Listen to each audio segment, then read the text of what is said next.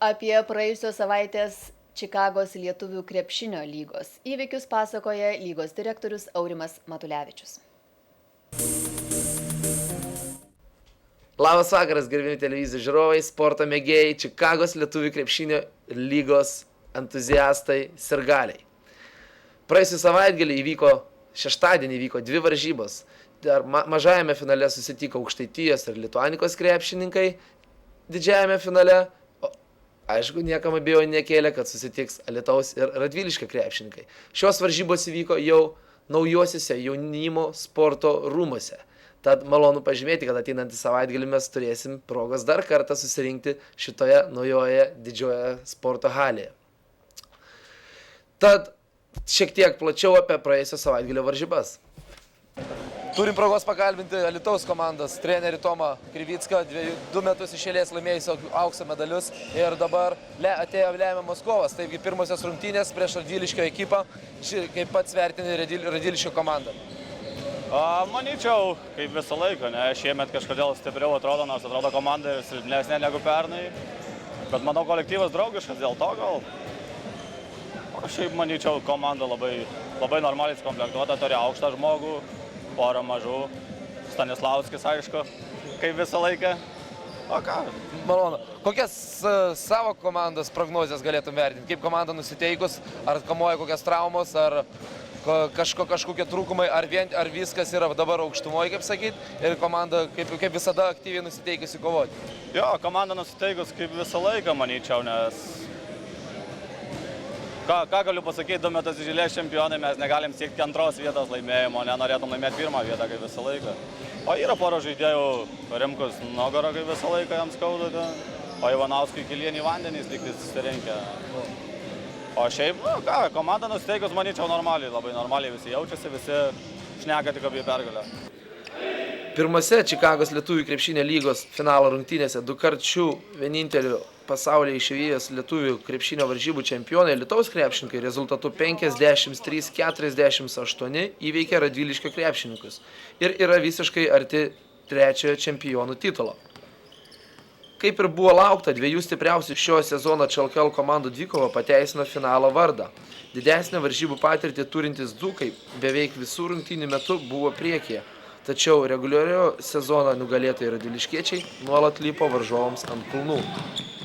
Antrojo kėlinio viduryje Alytaus krepšininkai įgijo 14 taškų persvarą, tačiau traumą patyrus vienam iš komandos lyderių Tomui Ivanauskui, radviliškiečiai grėsmingai priartėjo ir rungtynes baigė nuo varžovo atsilikdami vos 5 taškais. Ši trapi alytiškių persvara negarantuoja 2 kartų ČLKL čempionams ramaus gyvenimo prieš antrąją finalo dvikovą, kuri tuos pačius varžovus akis į akį suves gegužės 6 dieną, šeštadienį 5:15 min. vakaro. Turim progos pakalbinti ir Vaclavą Šivicką, Radviliškio komandos vadovą po rungtynių. Aš manyčiau, 5 taškų persvara yra šiais laikais krepšinį, pats žinai, nėra didelė. Kaip sakant, 2 pozicijos tik tais. Ir aš manyčiau, kai buvo 11-15 taškų, tada prieš tokią stiprią komandą gal ir sunkiau būtų atsilošti tiek. Bet aš manyčiau, 5 akis šiais laikais tai nėra daug. Aš manyčiau, mes padarėm tą, ką turėjom padaryti, kad nepraloš didesnių skirtumų negu 6 taškais. Aš manyčiau, darbą vyrai padarė. Antrasis didelę intrigą keliantis finalinis susitikimas bus žaidžiamas naujai pastatytose lietuvių jaunimo sporto rūmuose Lemonte, kur stipriausi lygos krepšininkai pirmą kartą krepšinio aikštelę pakrikštijo praėjusią savaitgalio varžybose. Revanšinėse finalo rungtynėse Alytaus krepšininkai gali ir pralaimėti, tačiau nedidesniu nei 4 taškų persvarą. O Radviliško komandai, norinčiai į savo rankas perimti Amerikos lietuviai įsteigtą taurę, būtina laimėti rungtynes didesniu nei 5 taškų skirtumu. Pirmose finalo rungtynėse Alytaus komandai daugiausiai 20 taškų pelnė ir 9 kamuolius atkovojo Evaldas Jacunskas, 12 taškų, Tomas Rimkus, 10, Tomas Ivanauskas, 9, Audrius Vasiliauskas, 2, Darius Vienys. Radviliško komandai visus taškus pelnė taip pat 5 krepšininkai, Egidijus Stanislavskis 17, Larry Brown 12, Andrius Virbickas 9, Vaclavas Šivickas 8, Laurinas Giniotis 2. Pažymėtina, jog 5 iš šių krepšininkų gindami skirtingus komandos spalvas netolimoje praeitėje rungtyniavo stipriausioje Lietuvos krepšinio lygoje LKL. Kovoje dėl trečiosios vietos prieš revanšinę dvikovą jau neliko intrigos, Aukštaitijos krepšininkai net 23 taškų persvarą 78-55 nugalėjo Lituanikos komandą ir jau praktiškai gali matuotis bronzinius apdovanojimus.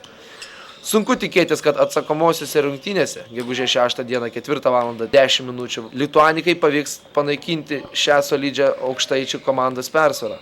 Vienintelė problema Aukštaitijos komandai gali tapti tai, kad paskutinėse sezono rungtynėse komandai negalės padėti aukščiausias ČLKL krepšininkas 2,13 m ūgio buvęs tuometinis Vilniaus statybos komandos žaidėjas Džekas Lotianas.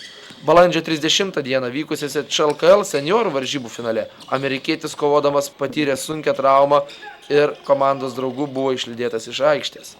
Aukštaitijai pirmosiose mažojo finalo rungtynėse Almantas Kavaliauskas pelnė 17 taškų, Robertas Palauskas 15, Deividas Markevičius ir Džekas Lotianas po 12, Lituanikai 16 taškų pelnė Arūnas Karalius, 14 Edas Bendoraitis, po 11 Derikas Molis ir Justinas Ryškus.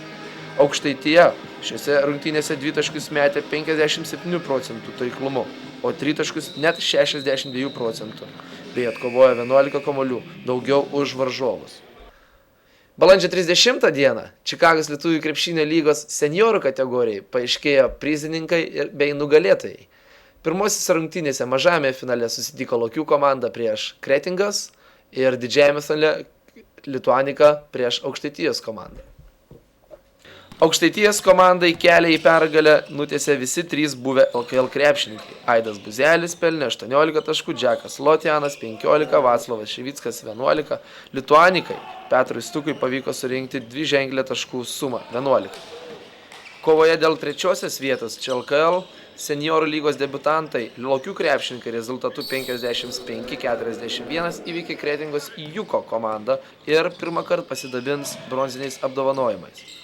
Lokių komandos pergalės kalviu tapo legendinis Žalgirio krepšininkas Mindaugas Lekerauskas. Jis savo komandai pelnė 19 taškų ir atkovojo 11 kamuolių. Praėjusį sezoną Mindaugas Lekerauskas iškovojo sidabrinį apdovanojimą atstovaudamas Aukštaitijos komandai bei kartu su Panevėžio Kalnapiliu tapo ČLKL vicečempionu.